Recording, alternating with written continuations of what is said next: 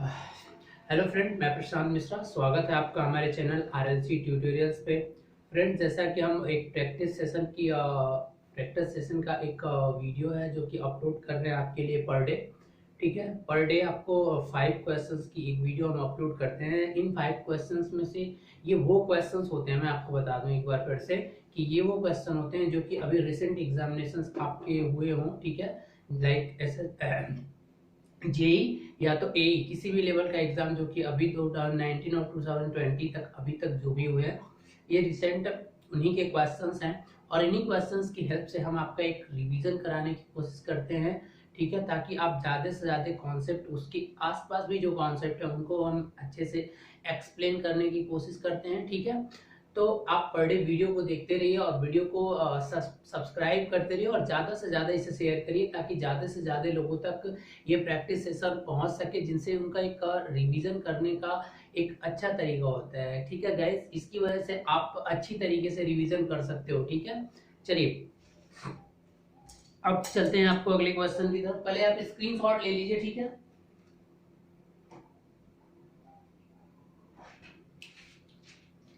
हो गया। चलिए, क्वेश्चन नंबर 1 क्या है? विच of the following willow plants has highest overall efficiency?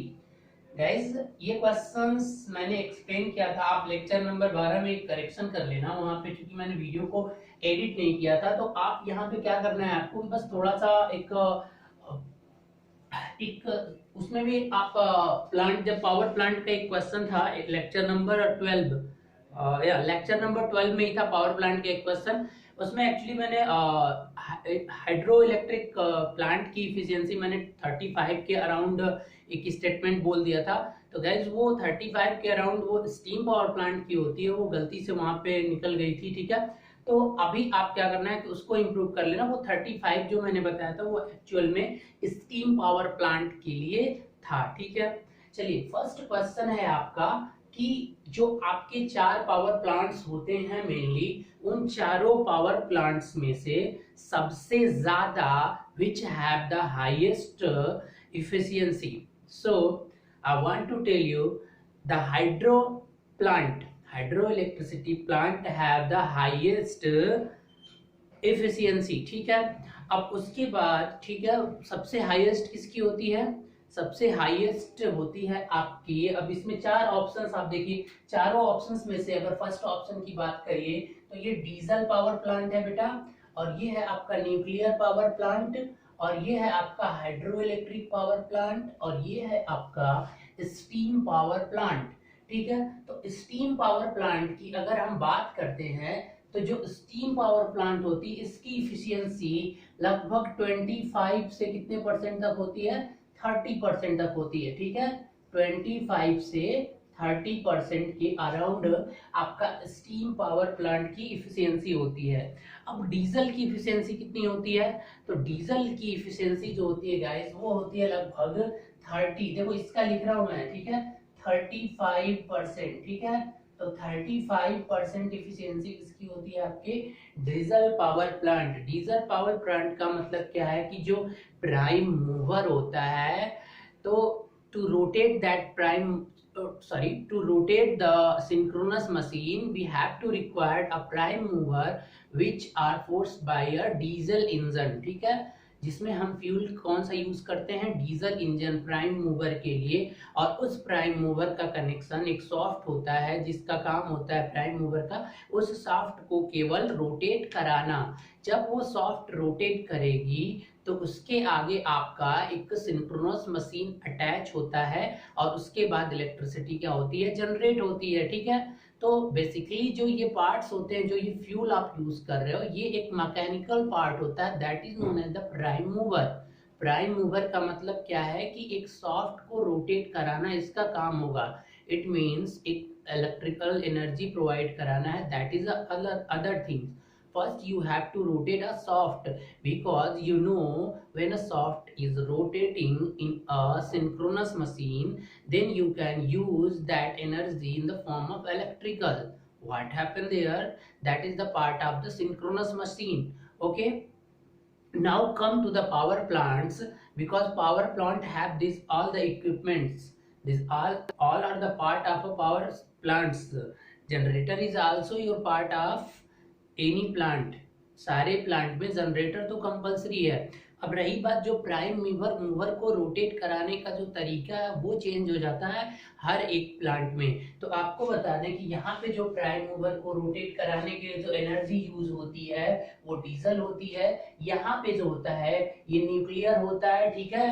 अब हाइड्रो इलेक्ट्रिक में क्या होता है कि आपको डैम बनाए जाते हैं और डैम से वाटर्स की काइनेटिक एनर्जी को क्या किया जाता है, पहले तो वो एनर्जी को स्टोर किया जाता है और स्टोर करने की वजह से उसमें एक पोटेंशियल एनर्जी होती है। जैसे जैसे उसकी हाइट इंक्रीज होती है, यानी जिसे हेड बोला जाता है, अगर हाई हेड जितना हेड को आप इम्प्रूव करते जाओगे तो क्या होगा कि आपकी जो एनर्जी होगी उस वाटर की पोटेंशियल एनर्जी इंक्रीज करती जाएगी। और पोटेंशियल एनर्जी जितना इंक्रीज करेगी तो फिर जैसे ही वाटर वो नीचे आता है, ठीक है, पेनस्टोक लगे होते हैं पाइप्स, तो उनके थ्रू जैसे ही नीचे आता है तो वो टरबाइन से हीट करता है। तो जितना ज्यादा हाइट होगा यानी जितनी ज्यादा उसकी पोटेंशियल एनर्जी होगी बेटा वो उतना ज्यादा काइनेटिक एनर्जी में क्या हो जाएगी, चेंज हो जाएगी। और वो काइनेटिक एनर्जी क्या करेगा, टकराएगी किससे, एक ब्लेड है टरबाइन की ब्लेड, जो कि टरबाइन की ब्लेड को क्या करेगा, वो रोटेट कराएगा, जिसकी वजह से और उसी टरबाइन से एक सॉफ्ट कनेक्ट होती है और इस तरह से आपकी एक पोटेंशियल एनर्जी आपकी पूरी की पूरी किसमें कन्वर्ट हो जाती है, एक रोटेटिंग मैकेनिकल एनर्जी में। I hope you can understand. तो इसकी जो इफिशियंसी की बात करते हैं, प्लांट की पूरी इफिशियंसी, देखो जनरेटर की इफिशियंसी तो बहुत ज्यादा होती है भाई, लेकिन प्लांट में जितने भी आप इक्विपमेंट लगा रहे हो सबकी इफिशियंसी होगी और सब कुछ एक सीरीज कैस्केडेड होगा, तो ओवरऑल फ्रीक्वेंसी की बात होती है ये, ठीक है। तो सबसे हाईएस्ट कितनी होती है इसकी होती है, और लगभग कितनी होती है, ये सारे देखो एग्जैक्ट डाटा नहीं आप समझ सकते, लगभग कितने अराउंड होती है 85, ठीक है, क्योंकि मैं लगभग की जगह साइन कर देता हूँ, ठीक है, क्योंकि किसी बुक में थोड़ा थोड़ा डिफरेंस भी मिल सकता है। तो आपका हाइड्रो इलेक्ट्रिक पावर प्लांट जो होता है उसकी सबसे क्वालिटी मतलब यही होती है कि उसकी इफिशियंसी सबसे हाईएस्ट होती है। और गाइस कुछ और बातें आपको पता है हाइड्रो इलेक्ट्रिक के बारे में। अगर हाइड्रो इलेक्ट्रिक की बात करें तो इसको बनाने का जो कॉस्ट होगी वो तो ज्यादा होती है, बट जो रनिंग कॉस्ट होती है वो क्या होगी, वो नथिंग होगी। वाई, बिकॉज वाटर आपने एक बार अगर डैम बना दिया तो उसके बाद से फिर वाटर पैसे से तो नहीं आएगा, यानी उसका कोई रनिंग कॉस्ट नहीं होता है। अब सबसे ज्यादा फ्यूल कॉस्ट यानी रनिंग कॉस्ट किसका होता है, आपका सबसे ज्यादा आपका रनिंग कॉस्ट फ्यूल कॉस्ट इसका होता है, ठीक है, आपके डीजल पावर प्लांट का, क्योंकि डीजल पावर प्लांट में आप यूज करते हो डीजल, तो इसलिए आपका फ्यूल कॉस्ट अगर बात करें, कभी कभी ये भी क्वेश्चन आपका आया हुआ है यहाँ से कि which of the following have the highest fuel cost, ठीक है, एंड ये भी क्वेश्चन आया होगा which have the following which have no running cost, ठीक है। No running cost approximately zero होता है, रनिंग कॉस्ट कोई नहीं होता है, तो वो किस में होता है, हाइड्रो पावर प्लांट में, ठीक है बेटा। अब क्या होता है कि अगर हाइड्रो पावर प्लांट की बात करें तो ये पीक लोड, इसकी प्रॉब्लम क्या है, एक और बात सुन लीजिए कि जैसे ही पीक लोड को सरवाइव नहीं कर सकता, मतलब क्या है कि बेस लोड के फॉर्म में इसे यूज नहीं किया जाता है, ठीक है, ये भी क्वेश्चन बहुत बार आए हुए हैं, ठीक है। तो ये भी आप देख लो ना, बेस जनरेटर बेस प्लांट के फॉर्म में इसे यूज नहीं किया जा सकता है। अब स्टीम पावर प्लांट की बात करते हैं, जो कि मैक्सिमम इंडिया में जो एनर्जी अभी जनरेट होती है वो आपकी स्टीम पावर प्लांट ही होता है। आप इसमें फ्यूल कौन सा यूज करते हो बेटा, कोयला। कोयले को क्या करते हो, कोयले से आप वाटर से स्टीम को डेवलप करते हो और उसके बाद से क्या होता है कि वो स्टीम फिर टरबाइन को चलाती है, ठीक है, यानी डायरेक्ट वाटर नहीं, इसमें वाटर नहीं यूज होता है, यानी वाटर की वेपर बनाई जाती है और वो वाष्प क्या होती है, वो स्टीम जाके टकराती है टरबाइन से, ठीक है। तो अभी आपको इतना समझना है कि सबसे ज्यादा आपका जो कॉस्ट होता है, ठीक है, वो क्या होता है। अब इसीलिए स्टीम पावर प्लांट की बात करें तो एक और चीज यहाँ समझना कि ये स्टेशन सबसे बेनिफिट तब होगा जब इस स्टेशन को आप कोयला जहां निकलता है उसके पास आप क्या करो, बनाओ, ठीक है। अगर आप ऐसा करते हो, ठीक है, तो आपको ये चीज बेनिफिशियल होगी, ठीक है गाइस। चलिए, तो आई होप कि ये क्वेश्चन, देखिए पावर प्लांट से जो क्वेश्चंस आते हैं इतने डीपली नहीं आते हैं, तो आपको करना क्या है कि सारे के सारे क्वेश्चंस को एक अरेंज करना है। बहुत 2-4 क्वेश्चन ही एक पावर, जैसे एक पावर प्लांट हुआ तो उससे 3 या 4 क्वेश्चन होते हैं, ठीक है। एक मिनट, अरे यार, ओए आंटी को देख लो यार, और मम्मी देख लेना, मैं वीडियो कॉल करके आना पड़ा, तुम सुन नहीं रहे हो।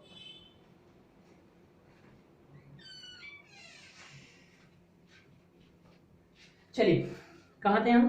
अब बात करते हैं विच of the below plants have highest overall efficiency, ठीक है। तो ये तो हो गया आपका। चलिए अब दूसरे क्वेश्चन की तरफ चलते हैं, ठीक है। दूसरा क्वेश्चन क्या है, आप जरा ध्यान से देखिएगा। If z is equal to k in case of jk flip flop then the resulting flip flop is known as, ठीक है। If z is equal to k, यानी ये क्वेश्चन किससे है? ये क्वेश्चन है गाइस आपका पावर, सॉरी बेसिक इलेक्ट्रॉनिक्स से, और इलेक्ट्रॉनिक्स का भी ये फ्लिप फ्लॉप से क्वेश्चन है। तो पहले आपको फ्लिप फ्लॉप क्या होता है, कि फ्लिप फ्लॉप एक ऐसी आपको डिवाइस या जो भी बोलो, ठीक है, डिवाइस है जो क्या कर सकती है, एक बिट को स्टोरिंग एलिमेंट है। फ्लिप फ्लॉप की बात करो सबसे पहले तो आप फ्लिप फ्लॉप को देख लो।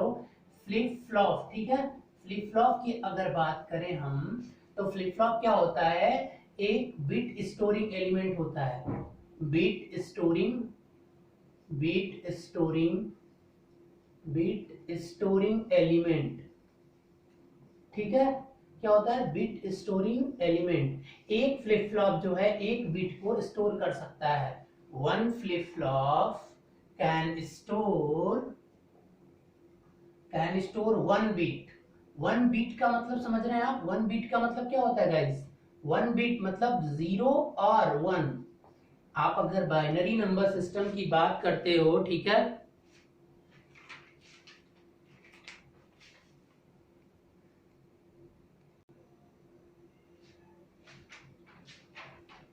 अगर आप बाइनरी की बात करते हैं, ठीक है, तो बाइनरी में क्या होता है, 2 डिजिट्स होती हैं आपकी, 0 और 1। अब इनको स्टोर करने के लिए जो बेसिक एलिमेंट होता है, वो स्टार्टिंग आपकी होती है मेमोरी की, जो बेसिक एलिमेंट वो होता है फ्लिप फ्लॉप, ठीक है। अब फ्लिप फ्लॉप की बात करें तो ये फ्लिप फ्लॉप क्या करता है, एक बिट को स्टोर कर सकता है। तो अब ये फ्लिप फ्लॉप कितने तरीके के होते हैं, पहले तो देखिए ये फ्लिप फ्लॉप क्या होता है, एसआर फ्लिप फ्लॉप, ठीक है। पहला क्या होता है आपका एसआर फ्लिप फ्लॉप, फिर क्या होता है जेके फ्लिप फ्लॉप, जेके, और फिर क्या होता है आपका टी, और फिर क्या होता है डी फ्लिप फ्लॉप। ये 4 फ्लिप फ्लॉप होते हैं, ठीक है। तो फ्लिप फ्लॉप का जब भी मतलब होता है तो ये बेसिक यूनिट है आपकी मेमोरी एलिमेंट की। और दूसरी बात कि ये क्या होता है, सीक्वेंशियल सर्किट होते हैं, कॉम्बिनेशनल सर्किट नहीं होते हैं। ये भी बहुत टाइम आपके एग्जामिनेशंस में, छोटे छोटे एग्जामिनेशन से they will ask this type of question. Then SR flip flop की क्वालिटी क्या होती है, कि ये क्या होगा कि ये सेट या तो रीसेट कब करेगा, अब आपकी ये क्या होगी नेक्स्ट स्टेट Qn+1। तो अब अगर ये 0 और ये 0 होगा तो ये क्या करेगा बेटा, होल्ड करेगा। क्या करेगा, यानी प्रीवियस वैल्यू इसकी जो भी होगी आउटपुट की, किस तरह से डिनोट किया जाता है वो देखिए, एक सिंबल क्या होता है, ये आपका S और ये क्या होगा R, और यहाँ पे सेट और यहाँ पे रीसेट, और क्या हो जाएगा ये Q और ये Q बार, ठीक है। एक आउटपुट इसका ये होता है और एक उसका कॉम्प्लीमेंट होता है। तो इस तरह का सिंबल होता है, ये होता है आपकी क्लॉक, ठीक है, सेट रीसेट। तो अब ये जो मेमोरी एलिमेंट है ये आपको आउटपुट कब देगा, अगर आप दोनों टर्मिनल पे 0 0 प्रोवाइड कराओगे तो आउटपुट जो पहले यहाँ पे रहा होगा उसी को क्या कर लेगा, होल्ड कर देगा, ठीक है। अब अगर आप सेट वाले को 0 करोगे, रीसेट को 1 करोगे, तो ये क्या हो जाएगी, वैल्यू रीसेट हो जाएगी। अब अगर ये सेट हो गया, ये रीसेट, तो सेट हो जाएगी वैल्यू। अब अगर दोनों को 1 1 कर दोगे तो ये क्या हो जाएगा, नॉट वैलिड होता है, नॉट वैलिड इन आपका एसआर फ्लिप फ्लॉप। यही इसकी डिसएडवांटेज होता है, क्योंकि यहाँ पे जो होता है ये नॉट वैलिड हो जाती है, ये वैलिड स्टेट नहीं होती है एसआर फ्लिप फ्लॉप की। तो इसी को इम्प्रूव किया जाता है जेके में, ठीक है। तो जेके का आपका सेम ये कैरेक्टरिस्टिक्स जो टेबल ये देख रहे हो आप, ये टेबल सेम होगी, ठीक है। अब फंक्शन टेबल है, ठीक है। तो अब ये टेबल बनाने के लिए अब मैं पहले देखिए जेके का बना रहा हूँ, तो जेके का यहाँ पे जे हो जाएगा और यहाँ पे के और यहाँ पे next state Q n plus one. तो इस कंडीशन में क्या हो जाएगी कि अगर ये 0 0 होगा तब ये क्या करेगा, होल्ड करेगा, अगर 1 रहेगा तो 1, 0 है तो 0। अब क्या करना है कि अगर ये 0 हो गया, ये 1 हो गया, तो ये क्या हो जाएगा, 0 हो जाएगा। ये 1 अगर 0 हुआ तो ये 1 हो जाएगा और 1 1 पे क्या हो जाएगा, टॉगल कर जाएगा। टॉगल का मतलब समझ रहे हो, टॉगल का मतलब अगर पहले से 0 रही होगी आउटपुट तो अब वो 1 हो जाएगी, अगर पहले 1 रही होगी तो अब क्या हो जाएगी, 0 हो जाएगी, ठीक है। तो अब ये चीजें याद रखना। अब टी फ्लिप फ्लॉप, अब इसको कैसे आप डिनोट करोगे, इसको डिनोट करने के लिए सिंपल सा क्या करना है, यहाँ पे बीच में क्लॉक हमेशा रहता है। अब क्या होता है, ये तो क्लॉक हो गया, अब ये इसका नाम क्या रख दीजिए, इसका नाम बस बदल दीजिए जेके और ये क्यू और ये क्यू कॉम्प्लीमेंट इसका हो जाएगा, ठीक है। तो ये सिंबल आपका हो गया। अब अगर टी की बात करें, चलिए डी को नीचे देकर टी की बात करें, तो टी एक ऐसा, इसे टॉगल फ्लिप फ्लॉप बोलते हैं। तो टॉगल में क्या होगा, ये केवल एक इनपुट होता है और ठीक है, और नेक्स्ट स्टेट मतलब क्यू एन प्लस वन। अगर इसके 0 रखोगे, टॉगल का मतलब क्या है, 0 अगर आपने किया तो ये क्या करेगा, होल्ड करेगा।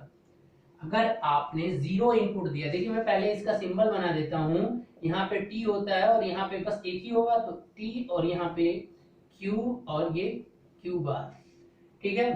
ये इसका सिंबल है टी फ्लिप फ्लॉप का।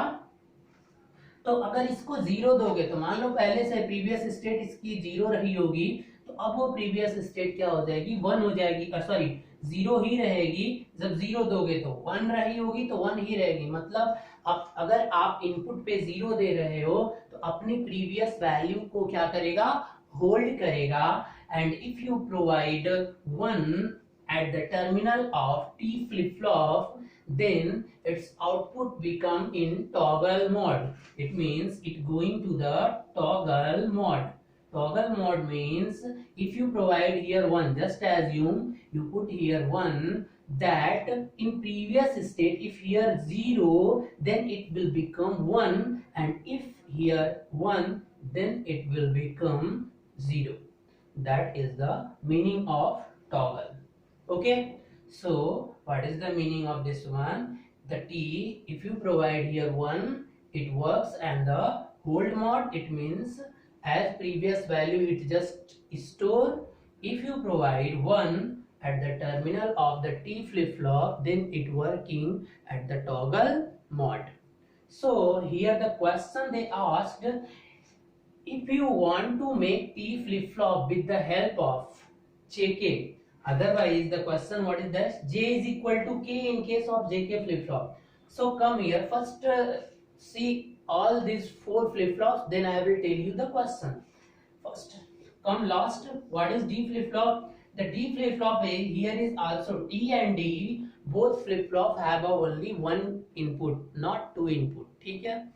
अब now what happened here, next state, when I am writing qn plus 1, it means next state, okay। if you writing qn, that means it means present state. If qn minus 1, then you can write previous state. Why this 3 state comes, because it is a sequential circuit, it have a memory, which if you have a memory, just assume that if you have a memory, then you can store the past thing which happened yesterday or some year ago, that all the memory is in your mind, and present is also mind, but you don't know what is future. But here next state defined, if something happened like this one, then you can decided the future value also here. So now D, if you provide here 0, it will become 0. If you provide here 1, it will become 1. अगर आप 0 दोगे तो output हमेशा क्या आएगा, 0 आएगा। अगर आप इनपुट 1 दोगे तो आउटपुट हमेशा क्या आएगा, 1 आएगा। प्रीवियस स्टेट से कोई मतलब ही नहीं है कि प्रीवियस स्टेट क्या था, क्लियर है। तो मतलब क्या है इस फ्लिप फ्लॉप का, क्योंकि इसका नाम ही है बेटा कि डीले फ्लिप फ्लॉप, इसका नाम ही क्या है कि डीले फ्लिप फ्लॉप। मतलब इसका काम केवल क्या है कि सर्किट को डिले प्रोवाइड कराना। 0 दोगे तो 0 कर देगा, 1 दोगे तो 1 कर देगा, ठीक है। तो ये सिंपली है। तो अब इसका क्या हो जाएगा बेटा, यहाँ से डी, चल टेबल तो बनी गई। अब अगर हम बात करें इसके सिंबल की, तो इसका सिंबल कुछ इस तरह से हो जाता है, यहाँ डी और यहाँ एक क्लॉक लगा देना और यहाँ पे आउटपुट क्यू और इसका कॉम्प्लीमेंट, ठीक है। अब क्वेश्चन सुनिए ध्यान से कि इफ जे इक्वल टू के इन द केस ऑफ जे के फ्लिप फ्लॉप। अब देखिए, अब इसका चारों पहले आप समझ लीजिए, इसके बाद से मैं इसमें थोड़ा सा करेक्शन करने जा रहा हूं। अब क्या करना है कि ये जे और के को एक ही कर दीजिए, आप जे को के से क्या कर दीजिए, डायरेक्टली ऐड कर दीजिए, यानी जो जे है वही के है। तो बेटा अगर ये बन गया तो ये बन जाता है आपका टी फ्लिप फ्लॉप। यानी अगर जे और के को आप एक साथ अटैच कर दोगे तो वो किसकी तरह बिहेव करने लगेगा, टी फ्लिप फ्लॉप की तरह। Remember that point always. अगर आप एक नॉट गेट लगाकर, अब ध्यान से सुनिए कि यहाँ पे अगर आपने एक नॉट गेट लगाकर, मतलब जो जे था उसका जे बार के को दे दिया। नॉट गेट लगाने का मतलब आप उसको इन्वर्ट कर रहे हो। If you taking an invert and that input you provide the के, it means j bar provide to k, then it will becomes this one d flip flop। तो ये फ्लिप फ्लॉप आपका किसकी तरह काम करने लगेगा, डी फ्लिप फ्लॉप की तरफ। और सेम चीज एस आर के साथ भी होती है। अगर एस आर को एक साथ कनेक्ट कर दोगे डायरेक्टली तो वो टी फ्लिप फ्लॉप बन जाएगा। अगर इसका इन्वर्ट करके इसको कनेक्ट करोगे तो वो क्या बन जाएगा, डी फ्लिप फ्लॉप बन जाएगा, ठीक है। तो ये सारे के सारे क्वेश्चंस यहाँ से आते हैं और इनकी टेबल से भी क्वेश्चंस आते हैं कि कब ये होल्ड करता है, कब सेट करता है, कब रीसेट करता है। क्वेश्चन आ जाएगा कि कोई जेके फ्लिप फ्लॉप है, उसकी इनपुट 0 और 1 है तो आउटपुट क्या आएगा, ठीक है। इनिशियली आप 0 एज्यूम कर लीजिए, क्वेश्चन में मेंशन कर देंगे वो। तो आप इस टेबल से बहुत सारे क्वेश्चन देख सकते हैं। और एक और क्वेश्चन कि जेके फ्लिप फ्लॉप में एक फिनोमिना होता है आपका, ठीक है, जिसका नाम क्या है, ठीक है, एक ठीक है, मास्टर एंड स्लैब यूज किया जाता है, ठीक है। बहुत बार टॉगल करने की वजह से क्या होता है कि इसमें बहुत बार टॉगलिंग होने लगती है, ठीक है। तो इसलिए उस टॉगलिंग को बहुत जो मेनी टाइम्स टॉगल करता है, ठीक है, रेस अराउंड कंडीशन बोला जाता है उसे। तो रेस अराउंड की कंडीशन किस फ्लिप फ्लॉप में आकर होती है, ये भी क्वेश्चन बहुत टाइम पूछा हुआ है स्टूडेंट्स। तो ये भी आप देख लेना कि रेस अराउंड की कंडीशन क्या होती है, किसमें होती है। फर्स्ट क्वेश्चन की जेके फ्लिप फ्लॉप में होता है। सेकंड क्वेश्चन की क्या होता है, एक्चुअल में होता क्या है कि ये क्या करता है कि 1-1 पे टॉगल करता है। तो एक कंडीशन ऐसी आ जाती है, कुछ कंडीशंस होते हैं, ठीक है। पल्स जो गेट दिया जाता है यहाँ पे, तो उसकी विड्थ जो है आपकी क्लॉक विड्थ के अगर लेस हो गई तो उस कंडीशन में ये बहुत बार क्या करने लगता है, टॉगल करने लगता है। ये टॉगल की प्रोसेस रुकती ही नहीं है। That is known as the race around condition. और अगर रेस अराउंड कंडीशन को आप खत्म करना चाहते हो, डिलीट करना चाहते हो उस प्रॉब्लम को, तो आपको एक ऐसा फ्लिप फ्लॉप मतलब एक यूज करना पड़ेगा, एक डिफरेंट तरीके का, जिसका नाम होगा master slab JK flip flop. इसमें 2 फ्लिप फ्लॉप लगेंगे लेकिन दोनों मिलके काम एक ही करेंगे, एक बिट ही स्टोर होगी। बिट 2 फ्लिप फ्लॉप अंदर लगेंगे, एक मास्टर और एक स्लैब। स्लैब जो होगा मास्टर को जस्ट कॉपी करेगा और एक ही बिट इसमें क्या होगी, स्टोर होगी। So I hope this all things which जो आपको हेल्पफुल होंगी, ठीक है। अब हम चलते हैं अपने अगले क्वेश्चन की तरफ। अगला क्वेश्चन मैथमेटिक्स से है, ठीक है। आपकी अगली क्वेश्चन मैथमेटिक्स से है, तो इस पे आप ज्यादा फोकस मत करिए। ये क्वेश्चन क्या कह रहा है, ये आपका बेसिक कॉम्प्लेक्स नंबर से है। तो कॉम्प्लेक्स नंबर आपको पता है कि कोई भी कॉम्प्लेक्स नंबर अगर आप राइट करते हो तो कॉन्जुगेट क्या होता है कि अगर बोला है कि x1 प्लस jy1 मतलब कोई कॉम्प्लेक्स नंबर है equal to x2 plus jy2, तो जब भी 2 कॉम्प्लेक्स नंबर अगर आप आपस में इक्वल करते हो तो श्योर है कि imaginary part will be equal, imaginary part on left hand side equal to imaginary part of right hand side and imaginary part of real part of left equal to real part of right।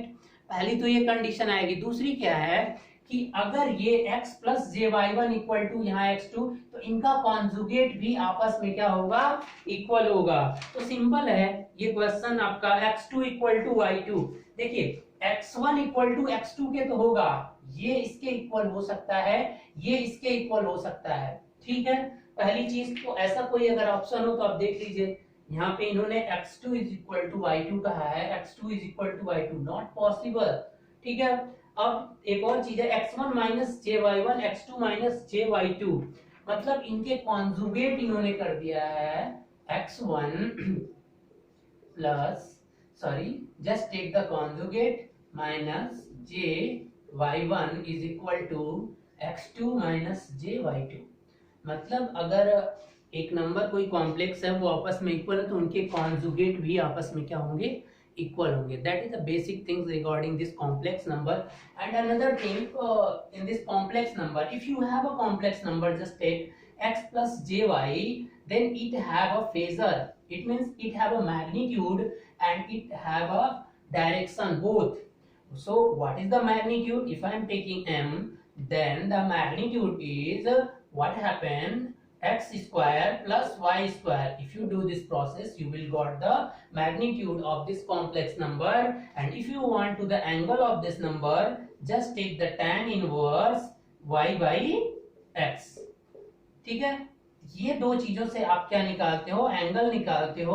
और angle निकालते समय आप axis का बहुत ही ध्यान देंगे कि आपकी एंगल जो मेजर होती है वो इस एक्सिस से मेजर होगी, यहां से ये एंगल, ठीक है, यानी यहां से रोटेट होके ये एंगल मेजर की जाएगी लीडिंग के लिए। ठीक है, तो इस एंगल को आप इस तरह से यूज करना, और इसमें आप कंफ्यूज मत होना कि रेफरेंस पॉइंट क्या लेना है, रेफरेंस पॉइंट इसको ले लेना आप, और इसी के रिस्पेक्ट में सारे एंगल को क्या करना, मेजर करना। ठीक है, नेगेटिव पॉजिटिव भी हो सकते हैं। ठीक है, चलिए अब एक अगला क्वेश्चन है आपका, सिंप्लीफिकेशन से है। देखो, नेटवर्क के जब भी क्वेश्चंस आते हैं तो नेटवर्क के क्वेश्चन बहुत इजी होते हैं। ठीक है, कुछ क्वेश्चंस थोड़ा कॉम्प्लेक्स दे दिया जाता है ताकि स्टूडेंट्स का थोड़ा टाइम एग्जाम में स्पेंड हो, इस पर्पज से दिया जाता है। तो आपको अगर लगे कि टाइम ज्यादा हो रहा है तो आप क्या करो कि पहले उस क्वेश्चन को स्किप कर देना और बाद में इस क्वेश्चन को आके कर लेना। ठीक है, क्योंकि बाद में बहुत छोटे छोटे क्वेश्चंस होते हैं, तो अगर कोई बड़ा क्वेश्चन पहले आ रहा है तो आप उसे स्किप कर सकते हैं, जिसके पॉइंट में आने की उम्मीद है आंसर्स, तो वो आप स्किप कर दीजिए, उसे मार्क एंड रिव्यू करिए। ठीक है, और आप बाद में उसे आके कर लीजिए। पहले छोटे छोटे, खासकर जो छोटे एग्जाम जैसे एसएससी जेईई होता है, इन सब में आपको पेपर में ज्यादा वेस्ट टाइम नहीं करना है। ठीक है, चलिए देख लेते हैं इसको भी। नेक्स्ट क्वेश्चन क्या है,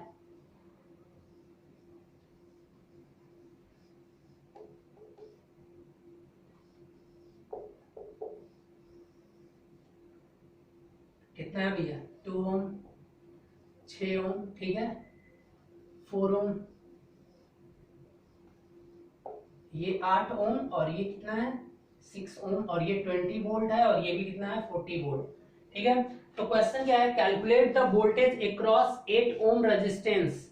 8 ओम का जो रेजिस्टेंस है उसी के अक्रॉस क्या करनी है, उसी के अक्रॉस आपको क्या करना है कि वोल्टेज अक्रॉस 8 ओम रेजिस्टेंस, 8 ओम के अक्रॉस रेजिस्टेंस फाइंड करना। 8 ओम कहाँ है भाई, यानी इसमें जो करंट फ्लो हो रही है उसको आपको क्या करना है, फाइंड करना है। करंट नहीं, वोल्टेज पूछा है, वोल्टेज अक्रॉस 8 ओम, यानी यहाँ का वोल्टेज आपको चाहिए। तो क्या करो कि आप नोडल एनालिसिस कर दो। ठीक है, आप क्या कर दो, नोडल एनालिसिस। ठीक है, जैसे ही नोडल एनालिसिस आप करोगे, यहाँ का वोल्टेज मान लो V1 और यहाँ का V2, तो आप क्या करेंगे कि सबसे पहले आपका क्या हो जाएगा, V1 और माइनस ये आपका 40 divided by 2 plus V1 minus V2 divided by 6 plus V1 by ये क्या हो जाएगा 8 इज इक्वल टू 0। ये आपका एक इक्वेशन बनेगा। ठीक है, और दूसरा इक्वेशन क्या बनेगा, और या तो एक और प्रोसेस है कि आप इन दोनों को एक साथ करके और इसको और सॉर्ट कर दीजिए। देखिए, अब यहां से दो मेथड्स हो रहे हैं, तो ये मेथड आप करोगे, ये इक्वेशन नंबर 1 बनेगा, ध्यान से देखना जरा। अब फिर एक इक्वेशन इस नोड पे नोडल एनालिसिस करोगे तो क्या मिलेगा, V2 minus V1 divided by 6 plus V2 by 6 plus V2 minus 20 divided by 4 equal to 0। ये दो इक्वेशन जब सॉल्व करोगे तब आपको मिलेगा। तो ये सॉल्व करने में आपको 3 मिनट भी लग सकता है। ठीक है, कुछ लोगों की अगर वीक होगी सॉल्विंग प्रोसेस तो वो और टाइम ले सकते हैं। तो आपको क्या करना है कि आप इसमें सोर्स को क्या कर दो, सॉर्ट करके सोर्स को चेंज करके सॉल्व कर लो। देखो, अब मैं बता रहा हूं कि ये जो है आपका स्पेशली इसको आप क्या कर दो कि करंट सोर्स में चेंज कर दो। तो ये करंट सोर्स में जैसे ही चेंज होगी तो सर्किट देखो कुछ इस तरह से बन जाएगी, ये 40 और ये 2, तो डिवाइड कर दोगे, आई इज इक्वल टू कितना हो जाएगा 20 एम्पियर, और ये आपके पैरेलल में आ जाएगा यहाँ पे 2, और ये क्या हो जाएगा 8, तो आपका पहले से ही है 8 में कोई चेंजेस नहीं कर सकते क्योंकि इसी का वोल्टेज निकालना है। अब देखिए, अब ये 8 के बाद ये कितना है, ये 6 ओम है। अब ये और ये क्या है, इसको क्या कर दीजिए, और यहां से फिर एक काम और कर दीजिए कि ये कितना है 6। चलिए इसको मैं थोड़ा सा मिटा रहा हूं, अभी समझ गया ना, इसको मिटा रहा हूं, थोड़ा सर्किट आगे बढ़ानी है। तो अब क्या करना है कि इसको फिर से करंट सोर्स में बदल दीजिए। देखो करंट सोर्स में जैसे ही बदलोगे ये आपका सीरीज पैरेलल में आ जाएगा, और यहां से करंट सोर्स बन जाएगा 20 और ये 4, तो कितना आ जाएगा 5 एम्पियर। करंट सोर्स में बदलोगे तो 5 एम्पियर आ गया, और ये कितना हो गया 6। अब देखिए ये 6 एक साथ हो गया, और ये भी 6 है, सॉरी ये 4 है ना आपका, ठीक है। तो अब क्या करिए कि आपको वोल्टेज इसके अक्रॉस निकालना है। तो अब क्या करिए कि सबको पैरेलल मतलब इसको सीरीज में करके एक लाइन इसी सर्किट को ही सॉल्व कर दीजिए। देखिए 2 8, देखो इन दोनों को पैरेलल में थे, मैं एक साथ कर सकता था लेकिन कोई फायदा नहीं है दोस्त, ठीक है, क्योंकि इन दोनों को एक साथ करने से क्या होगा, मुझे इसके अक्रॉस वोल्टेज निकालना है। तो आप इसके अक्रॉस इसको ऐसे ही रहने दीजिए, और यहाँ से 6 और इसको एक साथ कर दीजिए। तो जब इनको एक साथ करोगे और उसके बाद से फिर इनको क्या कर दीजिए, इनको एक साथ नहीं कर सकते, ठीक है, 20 एम्पियर, ठीक है। तो 20 एम्पियर, और ये कितना हो गया 2, और ये 8, और ये 6, और ये देखिए 24 और 10 यानी 2.4, यानी यहाँ पे कितना आ जाएगा 2.4, और ये कितना हो जाएगा, इस तरह से ये करंट सोर्स बन गया 5 एम्पियर का। अब देखिए, अब फिर इसको किस में कन्वर्ट कर दीजिए, वोल्टेज में कर दीजिए। अब इसको अगर आप वोल्टेज में कन्वर्ट कर देते हो तो अब आपका जो, अब आपकी जो प्रोसेस होगी वो क्या हो जाएगी, बहुत इजी हो जाएगी, और आपके दो नोड नहीं मिलेंगे, सीधे एक नोड ही मिलेगा, और इसी नोड पे आप नोडल एनालिसिस करके 1 मिनट में इसका वोल्टेज क्या कर सकते हो, फाइंड कर सकते हो। देखो कैसे, इसको एक बार और सर्किट को सॉल्व कर लेते हैं हम। अब देखिए ये करंट सोर्स ऐसे ही रहने दीजिए, कोई प्रॉब्लम नहीं है, ये 2 और ये क्या हो जाएगा 8, ठीक है।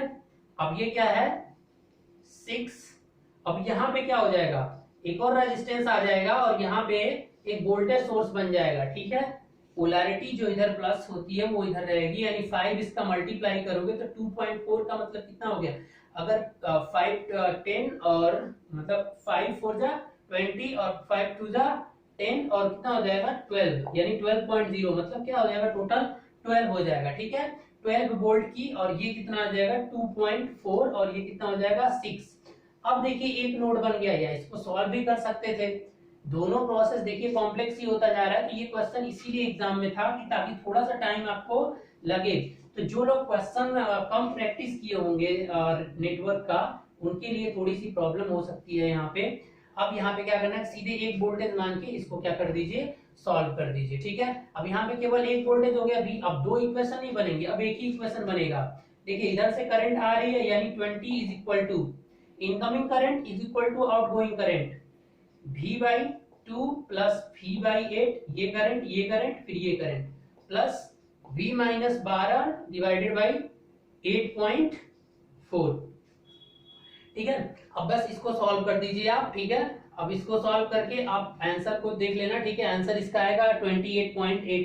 देखो गाइस ये क्वेश्चन मैं इसलिए आपको नहीं करा रहा, ठीक है, 28.8 इसका आंसर है, यानी option number D. I think ये आप इससे भी सॉल्व कर सकते हो, ठीक है। अगर आपको इससे भी छोटी मेथड्स अगर मिल जा रही है, ठीक है, इसको सॉल्व करने की, फिलहाल तो दिख नहीं रही है, ठीक है, तो इसको सॉल्व करने के लिए आप जितना छोटा कर सकते हो उतना कर लो, ठीक है। केवीएल करके दो इक्वेशन से भी लग सकता था, ठीक है, या यहाँ से मैंने रेड्यूस किया तो इससे भी लग सकता था, या इसको रेड्यूस करने की जरूरत नहीं थी, V माइनस समथिंग करके हो सकता था, ठीक है।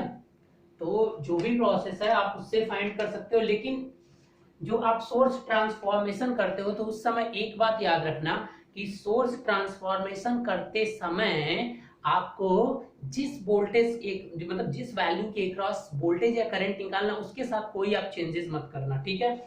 चलिए नेक्स्ट क्वेश्चन की तरफ चलते हैं। ऑप्शन नंबर डी है इसका गाइस, आप ट्राई करो, ठीक है।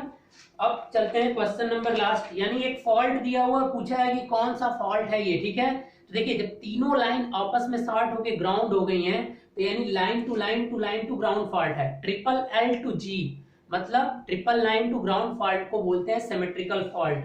देखिए जो आपके शंट फॉल्ट होते हैं वो शंट फॉल्ट डिवाइड हो जाते हैं सिमेट्रिकल और अनसिमेट्रिकल फॉल्ट में, ठीक है। तो जो सिमेट्रिकल फॉल्ट होती है दो तरह में डिवाइड होता है, एक आपका सिमेट्रिकल फॉल्ट और दूसरा क्या होता है अनसिमेट्रिकल, ठीक है, अनसिमेट्रिकल। तो अब क्या है कि इन दोनों में क्या करना है आपको, इसमें कौन कौन सा आता है, सिमेट्रिकल फॉल्ट में आप बोल सकते हो एल एल जी, ठीक है। अब इसमें कौन सा आता है, line to ground fault, line to line fault, line to line to ground fault, तीन इसमें आते हैं। अनसिमेट्रिकल में तीन फॉल्ट आते हैं और सिमेट्रिकल में आपका एक आता है, इसको या तो ट्रिपल एल जी बोल लो या तो उसे सिमेट्रिकल फॉल्ट। सिमेट्रिकल फॉल्ट का मतलब क्या आता है कि तीनों लाइनों में सेम तरीके से क्या हो, फॉल्ट, तीनों लाइन ग्राउंड हो जाए, यानी सेम फॉल्ट करंट तीनों फेजेस में फ्लो होंगी। अगर ऐसा नहीं होता है, कोई एक फेज के साथ फॉल्ट आता है, तो that is come into the unsymmetrical fault, ठीक है गाइस। तो ये रहा आपके आज की क्लास की पांचों क्वेश्चंस।